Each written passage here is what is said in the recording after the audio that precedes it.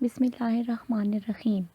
تاریخ ادب اردو، پرچہ نمبر 1، فہرست مضامین، کچھ اردو زبان کے بارے میں، صفحہ نمبر 1، اردو زبان کے مختلف نام، صفحہ نمبر 7، اردو زبان کی ابتدا کے بارے میں مختلف نظریات، صفحہ نمبر 10، ادب کیا ہے، صفحہ نمبر 16، حصہ اول ادوار، صفحہ نمبر 18، اردو ادب کا دکنی دور، صفحہ نمبر 18، بہمنی سلطنت کا قیام، صفحہ نمبر 21، بہمنی سلطنت اور اردو ادب، صفحہ نمبر 21، بیجارپور کے عادل شاہی ریاست، صفحہ نمبر 23، قیام، پس منظر اور اردو زبان کی ترقی، صفحہ نمبر 23، بیجارپور کے عادل شاہی ریاست، صفحہ نمبر 24، بیجارپور کے عادل شاہی ریاست، صفحہ نمبر 24، قطب شاہی دور کی ابتدائی اور لسانی خدمات، صفحہ نمبر 31، قطب شاہی اور عادل شاہی ادوار کا مصنوعی ارتقاء، صفحہ نمبر 31، دبستان دہلی، صفحہ نمبر 64، دبستان کی تعریف، صفحہ نمبر 65، دبستان دہلی کا پس منظر، صفحہ نمبر 65، دبستان دہلی کے ادوار، صفحہ نمبر 67، پہلا دور 1729 سے 1803 تک، صفحہ نمبر 67، دوسرا دور 1803 سے 1857 تک، صفحہ نمبر 70، دبستان دہلی کی شاعری کی خصوصیات، صفحہ نمبر 70، مجموعی خصوصیات، صفحہ نمبر 73، مجموعی جائزہ، صفحہ نمبر 76، دبستان لکھنؤ، صفحہ نمبر 78، پس منظر، صفحہ نمبر 78، لکھنویت ادوار، صفحہ نمبر 80، دبستان لکھنؤ شاعری کی خصوصیات، صفحہ نمبر 80، مجموعی جائزہ، صفحہ نمبر 87، فورٹ ولیم کالج، صفحہ نمبر 88، پس منظر، صفحہ نمبر 88، فورٹ ولیم کالج کا قیام، صفحہ نمبر 88، ڈاکٹر گلکرسٹ، صفحہ نمبر 90، فورٹ ولیم کالج کے مقاصد، صفحہ نمبر 91، فورٹ ولیم کالج کی خدمات، صفحہ نمبر 92، فورٹ ولیم کالج کے مصنفین، صفحہ نمبر 93، مجموعی جائزہ، صفحہ نمبر 99، ادارہ انجمن پنجاب، صفحہ نمبر 100، پس منظر، صفحہ نمبر 100، انجمن پنجاب کا قیام، صفحہ نمبر 100، انجمن کے جلسے، صفحہ نمبر 101، انجمن پنجاب کے مشاعرے، صفحہ نمبر 101، انجمن پنجاب کے دو فعال کردار، آزاد اور حالی، صفحہ نمبر 104، انجمن پنجاب کے اردو ادب پر اثرات، صفحہ نمبر 106، مجموعی جائزہ، صفحہ نمبر 11، حصہ دوم، تحریکات، صفحہ نمبر 112، تحریک سے کیا مراد ہے، صفحہ نمبر 112، جمود اور حرکت، صفحہ نمبر 112، ایام گوہی، صفحہ نمبر 114، ایام سے کیا مراد ہے، صفحہ نمبر 114، ایام کی تحریک اور اس کے اسباب، صفحہ نمبر 115، ایام گو شعراء، صفحہ نمبر 119، ایام گوہی کے اثرات، صفحہ نمبر 130، تحریک ایام گوہی کا رد عمل، اصلاح زبان کی تحریک، تازہ گوئی، صفحہ نمبر 131، علی گڑھ تحریک، صفحہ نمبر 137، تعارف و پس منظر، صفحہ نمبر 137، تحریک علی گڑھ کے مقاصد، صفحہ نمبر 129، سیاسی مقاصد، صفحہ نمبر 140، مذہبی مقاصد، صفحہ نمبر 141، ادبی مقاصد، صفحہ نمبر 142، علی گڑھ تحریک کے سرکردار اشخاص، صفحہ نمبر 149، علی گڑھ تحریک کے خلاف رد عمل، 149، رومانوی تحریک، پس منظر، صفحہ نمبر 155، رومانیت کا مفہوم، صفحہ نمبر 155، ادبیات میں رومانیت کا استعمال، صفحہ نمبر 198، اردو میں رومانوی تحریک، صفحہ نمبر 158، رومانوی افسانہ، صفحہ نمبر 159، رومانوی شاعر، رومانی شاعری، صفحہ نمبر 162، ترقی پسند تحریک صفحہ نمبر 173، تعارف و پس منظر صفحہ نمبر 173، ترقی پسند تحریک کا قیام صفحہ نمبر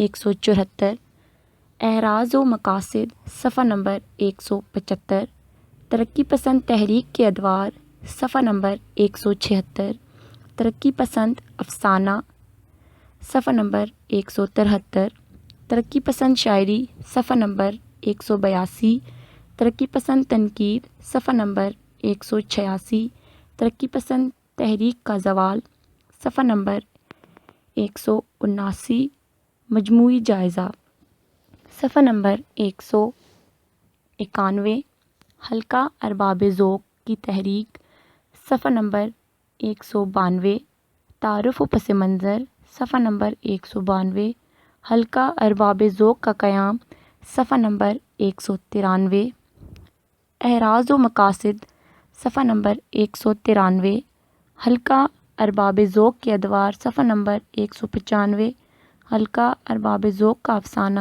صفحہ نمبر 197، حلقہ ارباب ذوق کی شاعری صفحہ نمبر 200، حلقہ ارباب ذوق کی تنقید صفحہ نمبر 206، مجموعی جائزہ صفحہ نمبر 208، حصہ سوئم پاکستانی ادب صفحہ نمبر 210، غزل کا ارتقاء صفحہ نمبر 210، غزل کی تعریف صفحہ نمبر 210، غزل کی حیت صفحہ نمبر 213، اردو غزل کی ابتدا اور ارتقاء صفحہ نمبر 214، اردو غزل 1957 کے بعد صفحہ نمبر 216، نظم کا ارتقاء صفحہ نمبر 246، نظم کیا ہے صفحہ نمبر 246، ابتدا سے 1947 تک صفحہ نمبر 251، پاکستانی نظم 1997 کے بعد صفحہ نمبر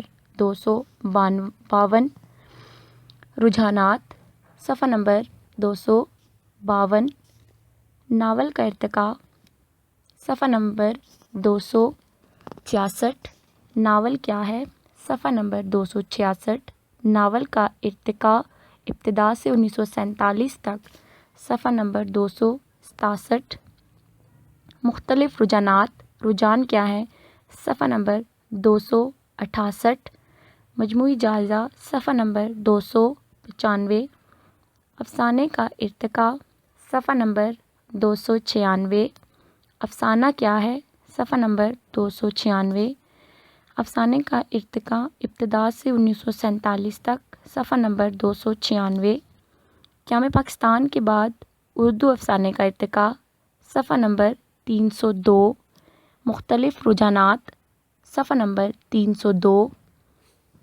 تنقید کا ارتقاء صفحہ نمبر 316، تنقید کیا ہے صفحہ نمبر 316، تنقید کا ارتقاء ابتدا 1947 تک صفحہ نمبر 218، قیام پاکستان کے بعد اردو تنقید کا ارتقاء صفحہ نمبر 326، رومانی تنقید صفحہ نمبر 326، ترقی پسند تنقید صفحہ نمبر 329، نفسیاتی تنقید صفحہ نمبر 333، کلاسیکی ادب تنقید، کلاسیکی دبستان تنقید صفحہ نمبر 336، انشائیہ کا ارتقاء صفحہ نمبر 340، انشائیہ کیا ہے صفحہ نمبر 340، مبادیات یا فنی لوازم صفحہ نمبر 340، انشاء کا ارتقاء 1947 سے پہلے صفحہ نمبر 344، انشائیہ کا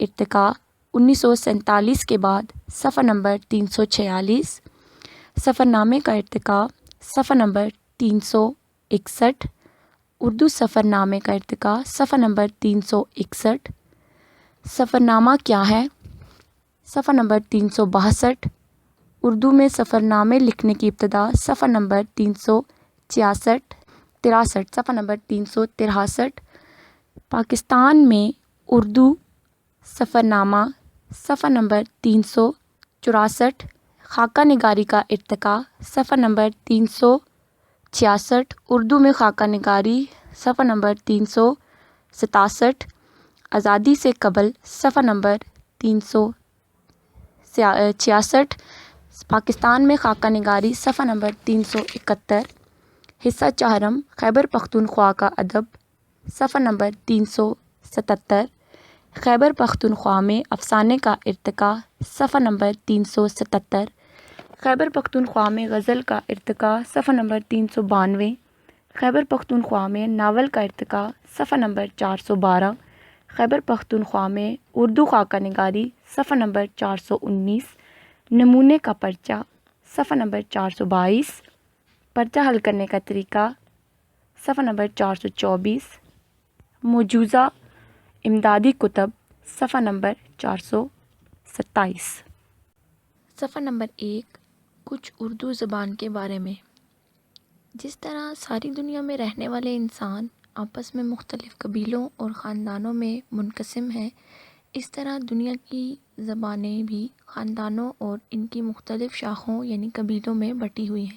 مشہور اور اہم لسانی خاندان مثلاً سامی گروہ جس میں عربی زبان شامل ہے، دوسرا آریائی خاندان جس میں ہندو پاکستان کی بہت سی زبانیں فارسی وغیرہ اور ساتھ ساتھ یورپ کی اکثر زبانیں جیسے یونانی، اطالوی، جرمنی، فرانسیسی اور انگریزی شامل ہیں، تیسرا لسانی قبیلہ منگول ہے جس سے ترکی زبان وابستہ ہے۔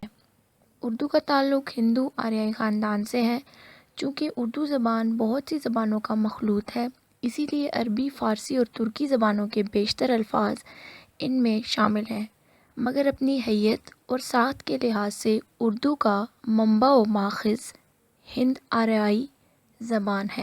آریائے وسط ایشیا سے اٹھ کر ہندوستان آئے۔ یہاں کے مقامی باشندوں جنہیں کول، درائر اور بھیل کہتے ہیں کو نکال باہر کیا اور کچھ کو غلام بنا لیا جو بعد میں شودر اور ملیچ کہلائے۔ یہ آریا تقریباً 2000 قبل مسیح ایران کے راستے ہندوستان آئے۔ ان کی زبان کے قدیم ترین نمونے ان کی مذہبی کتاب میں ملتے ہیں جنہیں وید کہتے ہیں اور تعداد میں 4 ہیں۔ ان کی زبان سنسکرت ہے جس کے معنی پاکیزہ کے ہیں۔ یہ زبان صرف تحریری زبان تھی، یہ عام بول چال کی زبان نہ تھی۔ اس زبان کا سننا نچلی ذات کے لیے ناقابل معافی جرم تھا۔ ہندوستانی زبان جس کے گروہ گریسن، نٹر ٹرنی، پراکت اور ڈاکٹر سینی کمار چٹرجی نے ہند آریائی زبانوں کا نام دیا تھا۔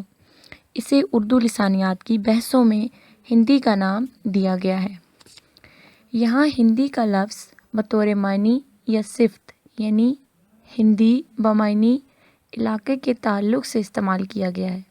یہ ہندی بعد میں اردو کہلائی۔ پاک و ہند کے جس علاقے میں ہند آریائی زبانیں بولی جاتی تھیں وہ ایک وسیع و عریض علاقہ تھا، اسی لیے گریسن اور چٹرجی نے ان زبانوں کو پہلے اندرونی اور بیرونی ناموں سے 2 شاخوں میں تقسیم کیا، پھر انہیں مغربی ہندی اور مشرقی ہندی کے نام سے 2 خاص گروہوں میں بانٹ دیا۔ مشرقی ہندی جس میں ماگدھی پراکرت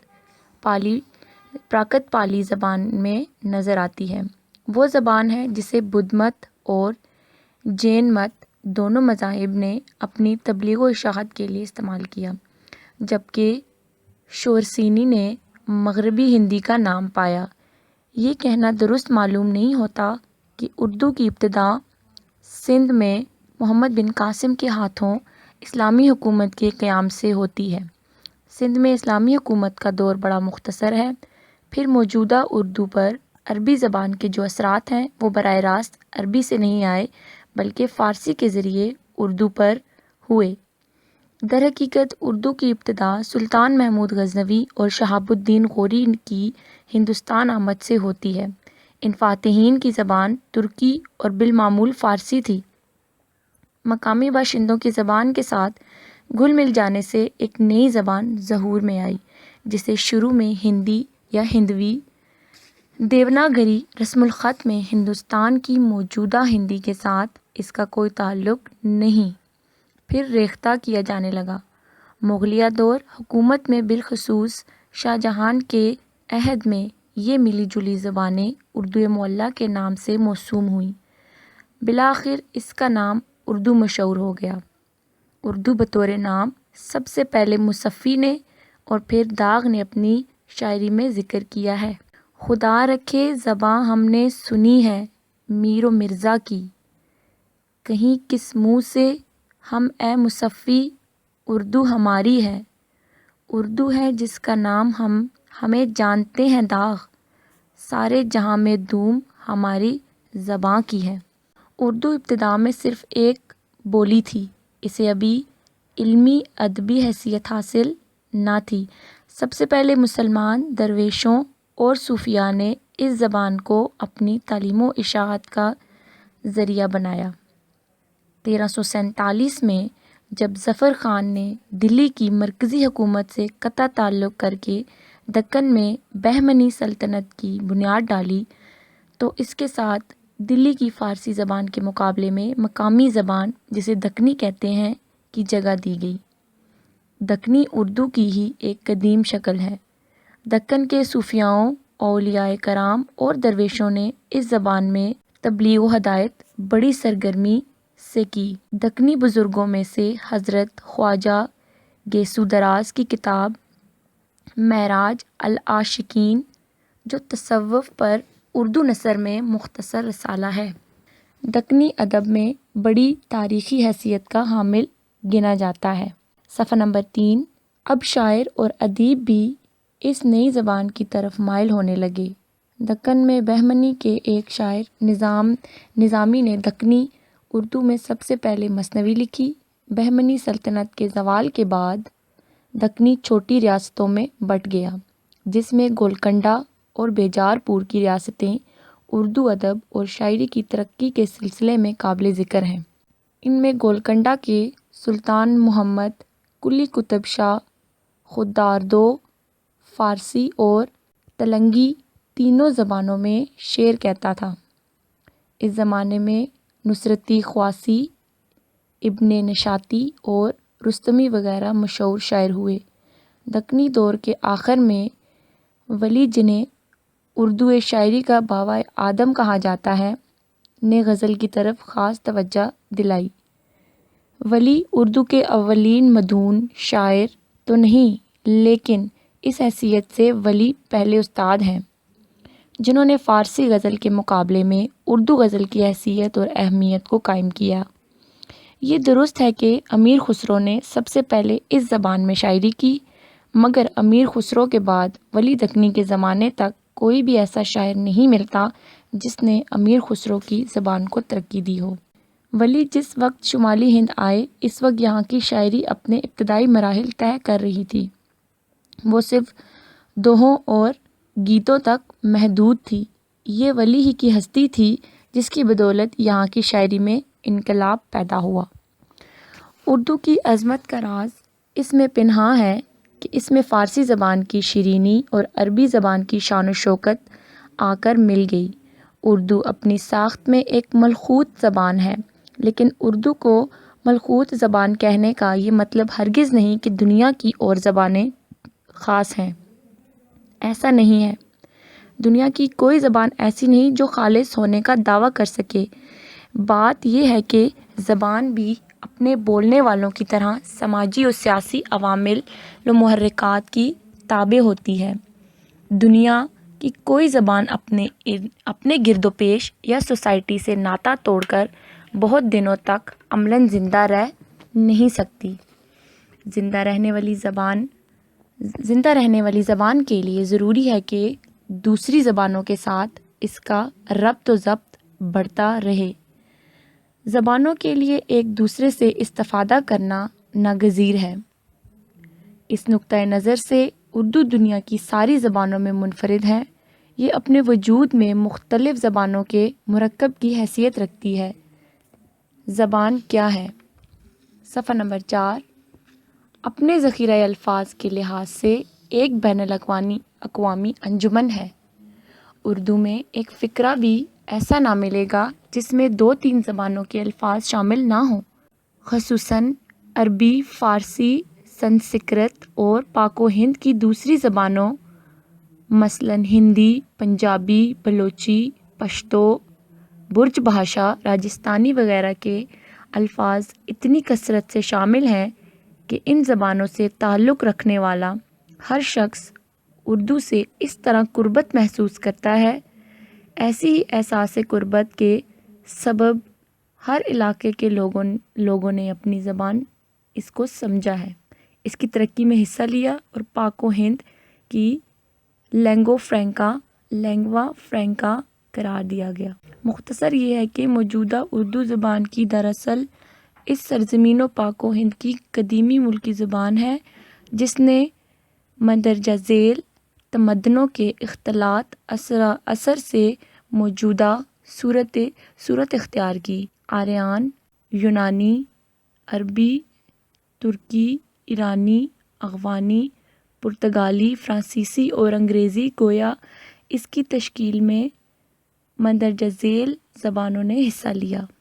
نمبر 1، آریائی زبانیں جیسے سنسکرت زمین و پاک و ہند کی تمام زبانیں اور یونانی، فارسی، پرتگالی، فرانسیسی اور انگریزی۔ نمبر 2، سامی زبانیں جیسے عربی۔ اردو زبان کی تشکیل و تعمیر میں غیر ملکی زبانوں کے الفاظ مندرجہ ذیل تناسب سے ملتے ہیں: عربی 45%، فارسی 40%، سنسکرت 5%، انگریزی 5%، ترکی 3%، فرانسیسی اور پرتگالی وغیرہ 1%۔ اگر ملکی اور غیر ملکی زبانوں کے الفاظ کا تقابلی تناسب دیکھا جائے تو اردو میں غیر ملکی زبانوں کے الفاظ تقریباً 98% اور سرزمین و پاک و ہند کی زبانوں کے الفاظ تقریباً 42% ہیں۔ اردو کی تقریب میں سرزمین و پاک و ہند کے ہر صوبے اور ہر مقام کی زبانوں کے الفاظ پائے جاتے ہیں، مثلاً تلنگو، تامل، برہی، پالی، کنوجی، پنجابی، اڑیا، گجراتی، ملتانی، بنگالی وغیرہ۔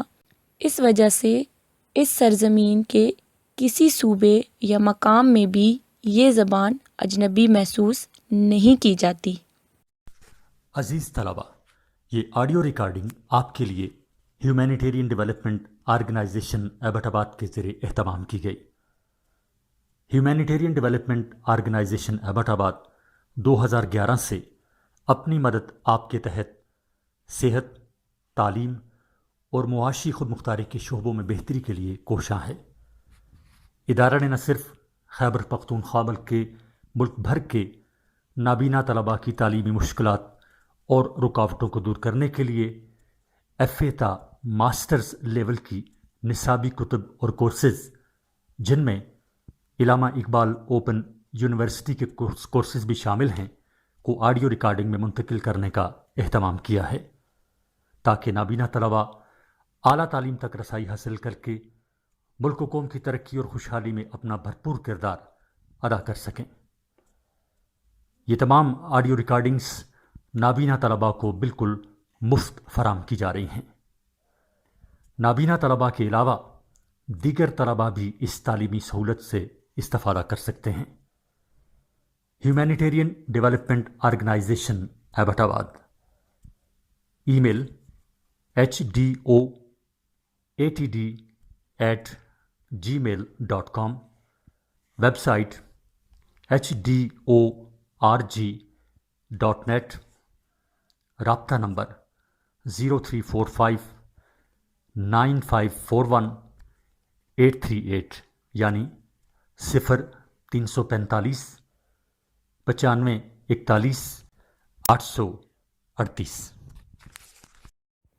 صفحہ نمبر 5، فرنگ آصفیہ کے مصنف نے اردو زبان میں مستعمل الفاظ کی کل تعداد 54,900 پیش کی ہے، جس میں سرزمین پاک و ہند کی مختلف زبانوں کے الفاظ 21,644 بتائے ہیں، اور غیر ملکی زبانوں میں سے عربی کے 7,584، فارسی کے 6041، संस्कृत के 554, अंग्रेज़ी के 500 और 181 मुख्तलिफ़ ज़बानों तुर्की, इब्रानी, यूनानी, फ़्रांसीसी, हिस्पानवी वगैरह के हैं। उर्दू का लफ्ज़ तुर्की ज़बान में मुख्तलिफ़ शक्लों में मिलता है। ये लफ्ज़ तुर्कों के साथ पाक व हिंद में दाखिल हुआ। तज़्क बाबरी में ये लफ्ज़ लश्करगाह के मायने में इस्तेमाल किया गया है। दिल्ली के जिस इलाके या बाज़ार में मुग़ल फ़ौजियों ने शाही कैंप या छावनी बनाई, इसका नाम उर्दू बाज़ार यानी लश्करगाह पड़ गया है। दिल्ली और लाहौर दोनों में अब भी उर्दू बाज़ार मौजूद है। शाहजहां ने इस उर्दू बाज़ार को इसकी अहमियत के पेश नज़र उर्दू मुअल्ला का खिताब दिया। इस उर्दू मुअल्ला या ज़ी मरतब फ़ौजी छावनी में जो नई मखलूत ज़बान आम तौर पर बोली और समझी जाती थी, वो ज़बान उर्दू मुअल्ला या ज़बान उर्दू यानी लश्करी ज़बान कहलाई। इनके बयान के मुताबिक उर्दू का लफ्ज़ इस्लाहन संस्कृत का भी हो सकता है। ये लफ्ज़ दरअसल इरदाओ है। इर के मायने है दिल और दाओ के मायने है दो। चूँकि ये ज़बान हिंदू व मुस्लिम तहज़ीब के मिलाप से वजूद में आई, इसीलिए इसका नाम इरदाओ यानी दो दिलों को मिलाने वाला पड़ गया। उर्दू ज़बान का लफ्ज़ इस्लाहन तुर्की या संस्कृत से माखूज़ है। इस अमर पर सबको इत्तफ़ाक़ है कि ख़ास बात के मायने में ये लफ्ज़ बदेसी नहीं है। दूसरी मकामी ज़बानों की तरह उर्दू ने भी हिंदुस्तान और पाकिस्तान ही के इलाकों में जन्म लिया है। यहीं परवान चढ़ी है और उर्दू हिंदू मुस्लिम इत्तेहाद के इत्तिसाल की यादगार है। प्रोफेसर महमूद शरानी के लफ्ज़ों में हमें ये मानना पड़ेगा कि ये ज़बान हिंदुस्तान और मुसलमानों के दाखिले और तोतन गज़ीनी का नतीजा है, और जूँ जूँ इसकी सल्तनत इस मुल्क में वुसअत इख्तियार करती गई है, ये ज़बान भी मुख्तलिफ़ सूबों में फैलती गई। उर्दू एक दूसरे बड़े मुहक्किक मौलाना इम्तियाज़ अली अर्शी ने मई 1948 के ओरिएंटल मैगज़ीन में उर्दू और पश्तो सफ़ा नंबर 6 के ताल्लुक़ पर बहस करते हुए लिखा है, उर्दू ज़बान अफ़गानों की आमद हिंदुस्तान का नतीजा है। ना ये मिचले, गज़नवी, गौरी, खिलजी, अब्दाली और वहीला लिबास में जोक तर जोक यहाँ आकर बसते, और ना ही ये ज़बान मारिज़ वजूद में आती। डॉक्टर अबू अल-हैस सदीकी लिखते हैं, उर्दू ऐसी ज़बान नहीं है जिसे मुसलमान अपने साथ अरब, ईरान, अफ़गानिस्तान से लाए हों।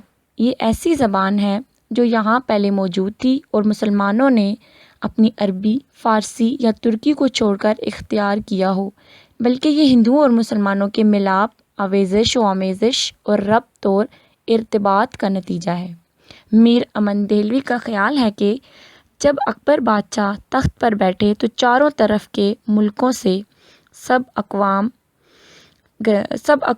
कदरदानी और फैज़ रसानी इस ख़ानदान लासानी की सुनकर हुजूर में आकर जमा हुए, लेकिन हर एक की गोयाई और बोली जुदा जुदा थी। इकट्ठे हुए, आपस में लेन देन, सौदा सल्फ़, सवाल जवाब करते, एक ज़बान उर्दू मुकर्रर हुई। इंशाअल्लाह ख़ान इंशा ने राय ज़ाहिर की थी कि यहाँ मसलन दिल्ली के खुश बयानों ने मुत्तफ़िक होकर ज़बानों से अच्छे अच्छे लफ्ज़ निकाले और बाज़ इबारतों और अल्फाज में तसर्रुफ़ करके और ज़बानों से अलग एक नई ज़बान पैदा की, जिसका नाम उर्दू रखा। सर सैयद अहमद ख़ान का बयान है कि उर्दू का अगरचे सलातीन खिलजी के अहद में तैयार हो चुका था, जबकि अमीर खुसरो ने इसमें दोहों की शक्ल में पहेलियाँ कहनी शुरू की, लेकिन इसने ज़बान की शक्ल शहनशाह के अहद में इख्तियार की। मोहम्मद हुसैन आज़ाद ने उर्दू को बुर्ज भाषा से माखूज़ बताते हुए इसकी बुनियाद को कई सौ साल पुरानी ज़ाहिर किया, लेकिन उन्होंने इस बात को शहनशाह شاہ جہان کی خوش اقبالی سے تعبیر کیا ہے کہ یہ نئی زبان ان کے عہد میں اردو کے نام سے منسوب ہو گئی۔ بعد کے محققین نے اوپر ذکر شدہ آراء کو رد کر دیا ہے اور اردو کے ماخذ اور پیدائش کے بارے میں نئے نظریات قائم کیے۔ پروفیسر حافظ محمود شیرانی کا خیال ہے کہ اردو کا اصل ماخذ پنجابی ہے اور اردو نے اول پنجاب کے علاقے میں آنکھ کھولی۔ صفحہ نمبر 7۔ ڈاکٹر محی الدین روزقاری قادری نے ابتدا میں یہ ظاہر کیا تھا کہ اردو نے زبان کی صورت میں کنگ و جمن کے دو آبے میں اختیار کی ہے، لیکن بعد کو ان کے نقطۂ نظر میں تبدیلی پیدا ہوئی اور پروفیسر محمود شیرانی کی طرح ان کا بھی یہ خیال پختہ ہو گیا کہ اردو کی پہلی جنم بھومی پنجاب سے ہے۔ مشہور ممتاز ماہر لسانیات پروفیسر سنی کمار چٹرجی نے اپنی کتاب انڈر ورلڈ آرائن اور ہندی مطبوعہ 1942 میں رائے ظاہر کی ہے کہ اردو کی ادبی شکل دہلی کے نواح میں مرتب ہوئی ہے، لیکن اس کی بنیاد پنجاب میں پہلے پڑ گئی تھی اور اہل پنجاب کے ساتھ دہلی کے علاقوں تک پہنچی ہے۔ ڈاکٹر مسعود حسین خان نے رائے ظاہر کی کہ اردو کا اصل ماخذ ہریانی زبان ہے اور ہریانی اس قدر اس میں موجود ہے کہ یہ ایک ترقی یافتہ صورت ہے جو دہلی پر مسلمانوں کے قبضے سے پہلے آس پاس کے علاقوں میں بولی جاتی تھی اور جس پر راجستانی کا اثر غالب تھا۔ اردو زبان کے مختلف نام۔ اس زبان کے لیے اردو کا نام بہت بعد میں اختیار کیا گیا، اسے پہلے ہندوی یا ہندی کے نام سے پکارا کرتے تھے۔ اس سلسلے میں سب سے قدیم شہادت امیر خسرو کی ہے، وہ اپنے دیوان کے دبائچے میں اپنے اردو کلام کو ہندوی کہتے ہیں۔ امیر خسرو کے بعد بھی کئی مصنفین نے اسے ہندی ہی کا نام کہہ کر پکارا۔ اس کے بعد اس زبان کو علاقائی ناموں سے بھی یاد کیا جاتا ہے، چنانچہ اسے پنجاب میں پنجابی، گجرات میں گجراتی، ملتان میں ملتانی اور دکن میں دکنی کہا گیا، مگر اس کے ساتھ ہی ان سب کو ہندی زبان کا نام بھی دیا گیا۔ یہ علاقائی نام اس لیے بھی اختیار کیے گئے کہ مختلف علاقوں کی بولیوں کے ساتھ مل کر ایک مخصوص علاقے کی ہندی دوسرے علاقے سے ذرا مختلف تھی، کیونکہ ان میں اس علاقے کے بعض مخصوص الفاظ رائے پائے جاتے تھے۔ ہندی کے بعد اردو کے لیے ریختہ کا نام اختیار کیا گیا۔ ریختہ کے معنی گرے پڑے کے ہیں اور ایسے کلام کو کہتے ہیں جو کئی زبانوں کا مرکب ہو۔ اس کے علاوہ ریختہ کے معنی ایجاد کرنے، کسی چیز کو قالب میں ڈالنے اور موضوع کرنے کے بھی ہیں۔ چونکہ اردو اس وقت ایک گری پڑی زبان بھی تھی اور کئی زبانوں سے مرکب بھی۔ صفحہ نمبر 8۔ نیز یہ ایک ایجاد بھی تھی، اسی لیے اسے ریختہ کہنے لگے۔ ریختہ کی اصطلاح سب سے پہلے امیر خسرو دہلوی نے وضع کی۔ اس سے مراد وہ ایک ایسی موسیقی لیتے تھے جس میں فارسی خیال ہندی کے مطابق ہو اور جس میں دونوں زبانوں کے سر و دیگ، راگ اور ایک تال میں بندھے ہوں۔ ریختہ ہر پردے میں باندھی جا سکتی ہے۔ مولانا بہادر الدین باجن اور حاجی معیز الدین 9ویں صدی ہجری سے تعلق رکھتے ہیں۔ وہ اپنے ایسے کلام کو خود ہندی اور فارسی میں ریختہ کہتے ہیں۔ شیخ سعدی کو روسی کی غزل کا مقطع ہے: سعدی کے گفتہ ریختہ در ریختہ در ریختہ، شعر و شکر آمیختہ، ہم شعر ہیں ہم گیت ہے۔ اس کے بعد لفظ ریختہ اردو شاعری کے لیے عام طور پر استعمال ہونے لگا، چنانچہ غالب کے زمانے تک اس کا رواج رہا۔ ریختہ کے تم ہی استاد نہیں ہو غالب، کہتے ہیں اگلے زمانے میں کوئی میر بھی تھا۔ اردو زبان کے لیے ہندوستانی کا لفظ بھی استعمال کیا گیا ہے۔ اس کی قدیم ترین شہادت فرشتہ کے ہاں ملتی ہے۔ وہ ابراہیم عادل شاہ 918 ہجری اور 1580 تا 137 اور 1628 تا 27 کی تعریف کرتے ہوئے کہتا ہے کہ وہ فارسی بڑی اچھی طرح بولتا ہے اور جب ہندوستانی میں بات نہیں کرتا تو کوئی شخص یہ نہیں جان سکتا کہ وہ فارسی کے علاوہ دوسری زبان سے بھی آشنا ہے۔ ابو الفضل نے ہندوستانی کا لفظ اردو کے لیے آئین اکبری میں استعمال کیا ہے۔ وہ اس زبان کو روزگار بھی کہتا ہے، اور یہ بات دلچسپی سے خالی نہیں کہ میر تقی میر نکات الشعراء میں ہندوستان سے مراد دہلی لیتے ہیں، اور شاہ جہاں کے عہد میں تو یہ لفظ عام ہو گیا۔ چنانچہ عبدالحمید لاہوری شاہ جہان کے متعلق رقم طراز ہیں: اکثر فارسی زبان میں فصاحت و بلاغت کے ساتھ گفتگو کرتے ہیں، اور بعض لوگ جو ہندوستانی زبان بولنے والے ہیں ان سے ہندوستانی میں گفتگو کرتے ہیں۔ صفحہ نمبر 9۔ کبھی کبھی ہندوستان برج باشا کو بھی کہتے تھے، مگر عام طور پر اس سے اردو ہی مراد ہوتی تھی۔ 17ویں صدی عیسوی میں انگریز اکثر اردو کے لیے ہندوستانی کا لفظ استعمال کرتے ہیں۔ اردو ترکی زبان کا لفظ ہے جس کے معنی خیمہ، بازار، لشکر، حرمگاہ، محل اور محل سرائی، شاہی اور قلعے کے ہیں۔ 16ویں صدی میں ایک ترکی قبیلے کا نام بھی اردو ملتا ہے۔ اس طرح اردو بلیغ 2 شہروں کے نام ہیں۔ اب ان میں سے پہلے کو کاشغر اور دوسرے کو قراقرم کہا جاتا ہے۔ ہندوستان میں لفظ اردو سب سے پہلے تو ذکر بابری میں ملتا ہے اور اکبر کے عہد میں اس کا رواج عام ہو جاتا ہے۔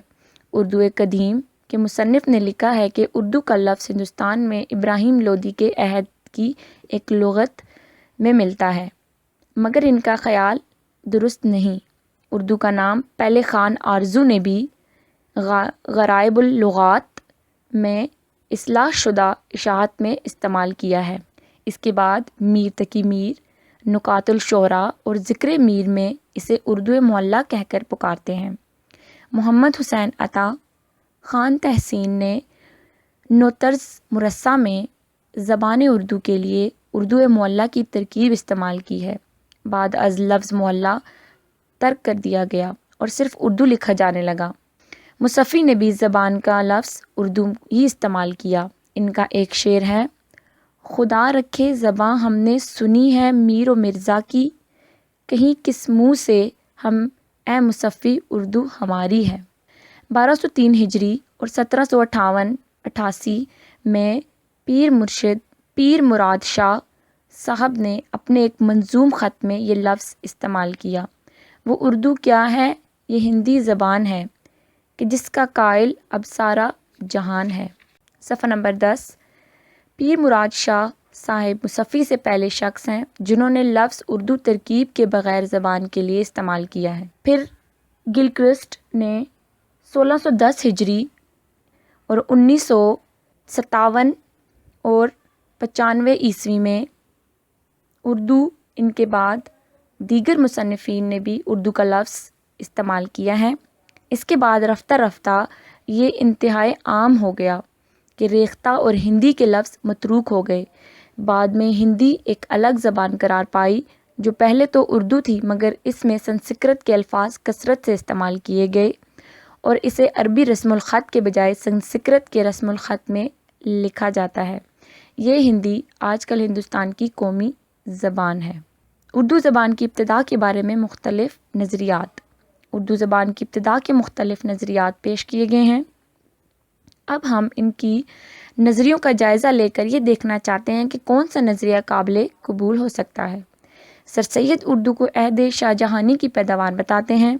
میر امن نے اکبر بادشاہ کا عہد اردو کی پیدائش کا زمانہ قرار دیا، کیونکہ ان کے نزدیک لشکر میں مختلف لوگوں کے میل جول سے ہی ایک نئی زبان وجود میں آئی ہے جسے اردو یعنی لشکری زبان کہا جاتا ہے۔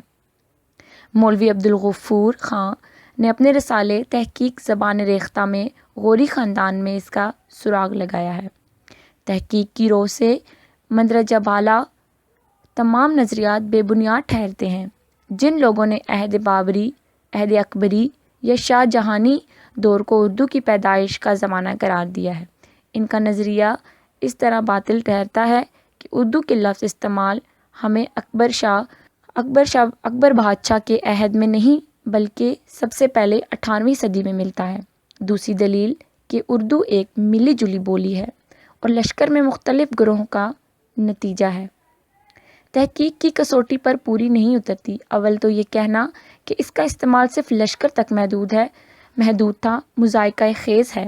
دوسری زبانوں کے بننے کا یہ طریق نہیں، جہاں دو گروہ اکٹھے ہوئے ایک تیسری زبان وجود میں آ گئی۔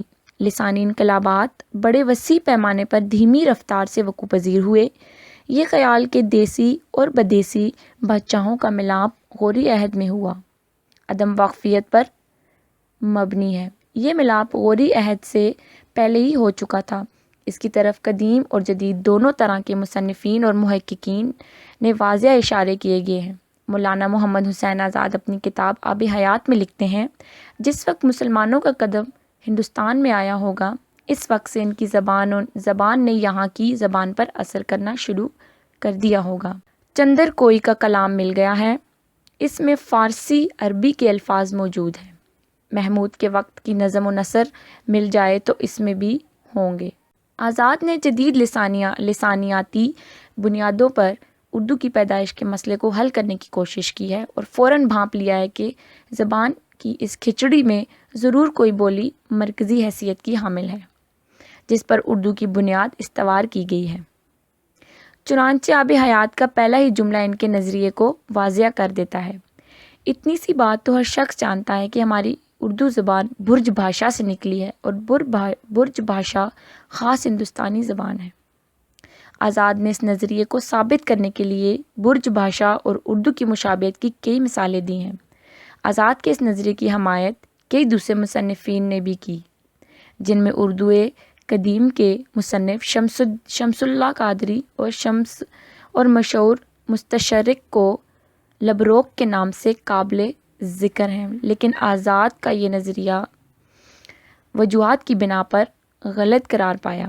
الف اردو زبان ان بولیوں میں سے ہے جن کے اسما اور صفات الف پر ختم ہوتے ہیں، لیکن برج بھاشا کا شمار ان بولیوں میں ہوتا ہے جن کے اسما اور صفات الف کے بجائے واؤ پر ختم ہوتے ہیں۔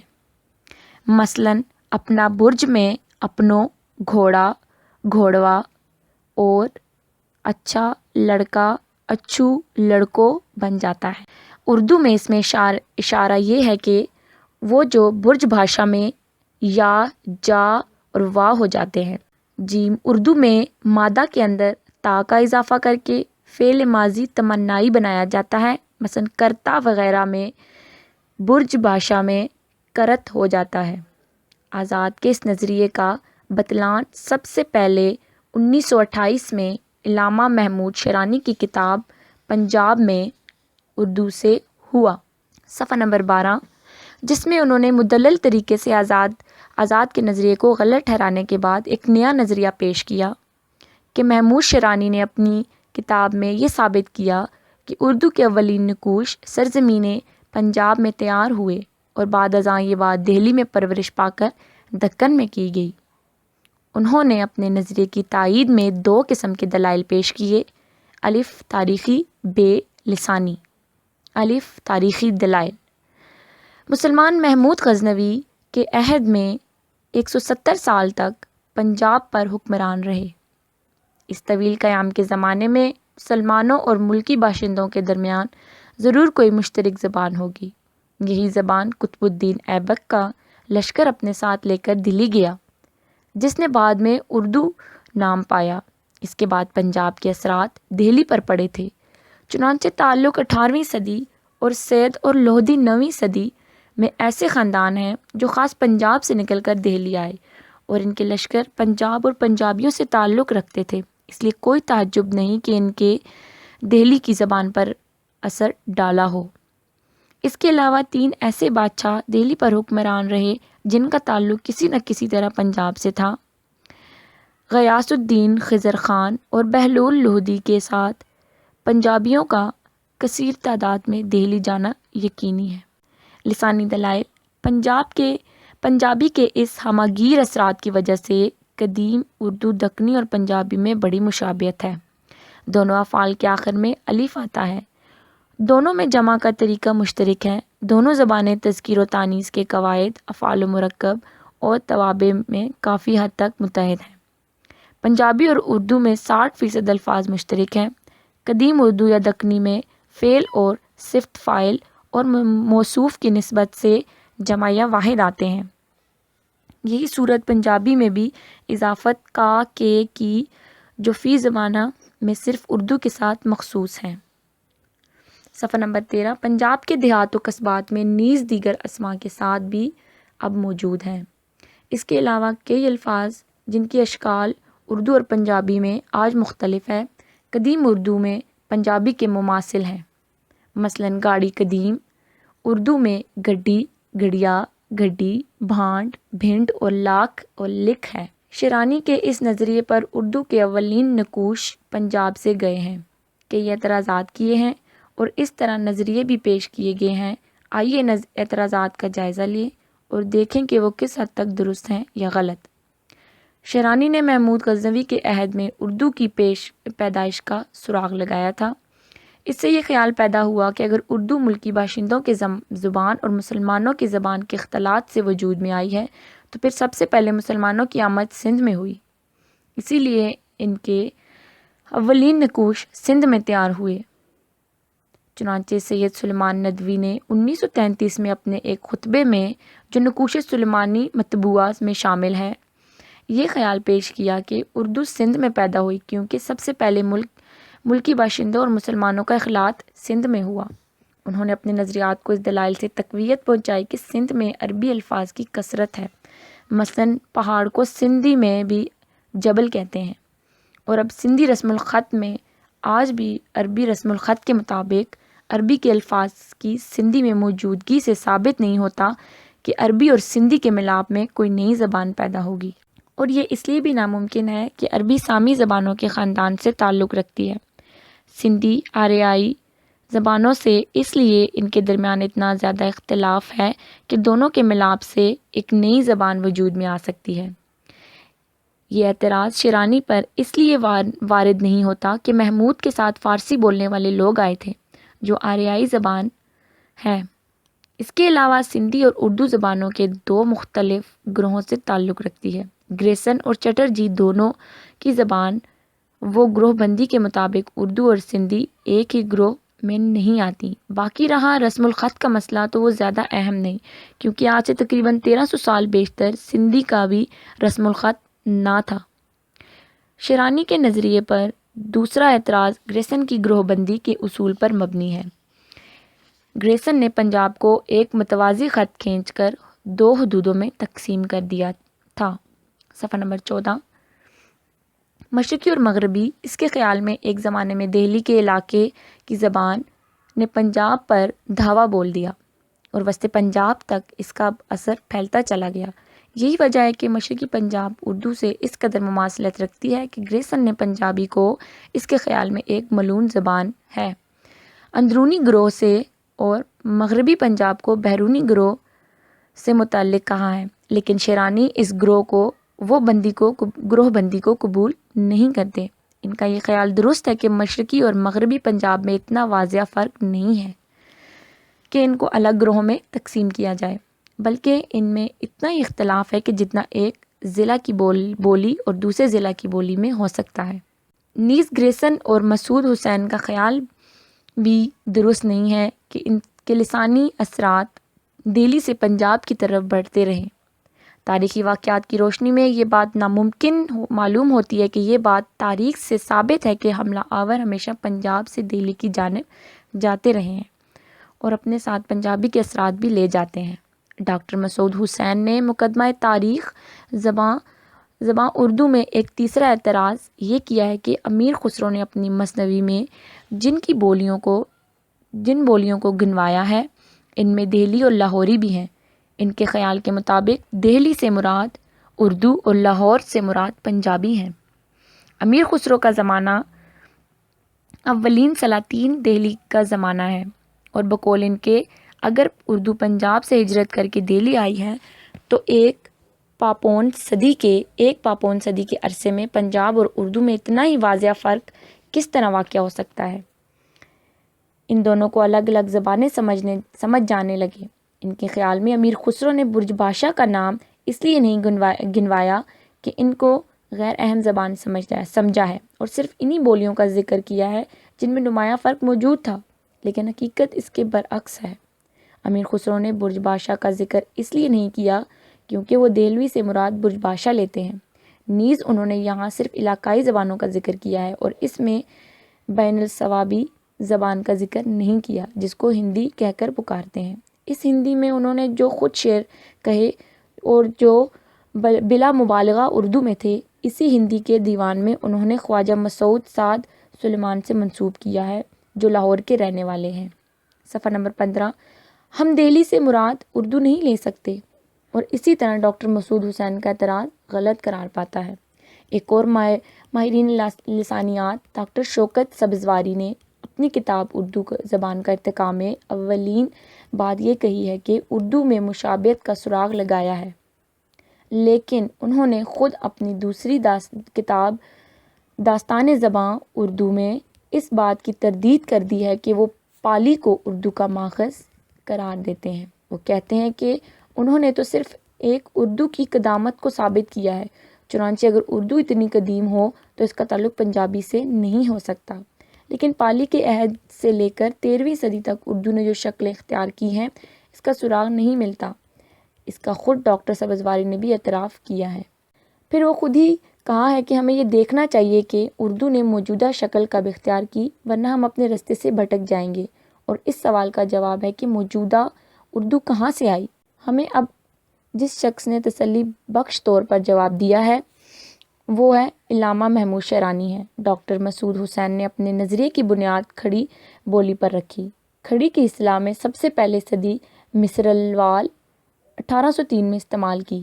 اس لحاظ سے یہ ایک جدید اصطلاح ہے اور مظاہر ہے کہ اس کے نام کی کوئی بولی پہلے موجود نہ تھی، لیکن بعض حضرات نے اسے اردو کی قدیم شکل کے لیے استعمال کیا اور کہا کہ یہ وہ بولی ہے اور دہلی کے بازاروں میں اس وقت بولی جاتی تھی جب مسلمان یہاں آئے اور انہوں نے اس بولی پر اردو کی بنیاد رکھی۔ مگر سوال یہ پیدا ہوتا ہے کہ اس وقت کھڑی بولی کا وجود تھا، اس کی شکل کیا تھی اور یہ کون سی زبان ہے؟ اس سوال کا جواب نہ ڈاکٹر مسعود حسین کے پاس تھا اور نہ دوسرے حضرات کے پاس۔ دراصل یہ بھی مغربی ہند کی طرح محققین کے دماغ کی الغ ہے، تاکہ شعرانی کے نظریے کے مقابلے میں اس کو پیش کیا جا سکے۔ ان تمام بحث سے یہی نتیجہ نکلتا ہے کہ اردو کے اولین نقوش پنجاب میں تیار ہوئے اور پھر اردو مسلمانوں کے ساتھ دہلی میں آئی۔ یہاں سے اس نے دہلی کے گرد و نواح کی بولیوں اور پنجابی کے ساتھ اثرات کے تحت نئی شکل اختیار کی اور جسے ہم اردو کہہ کر پکارتے ہیں۔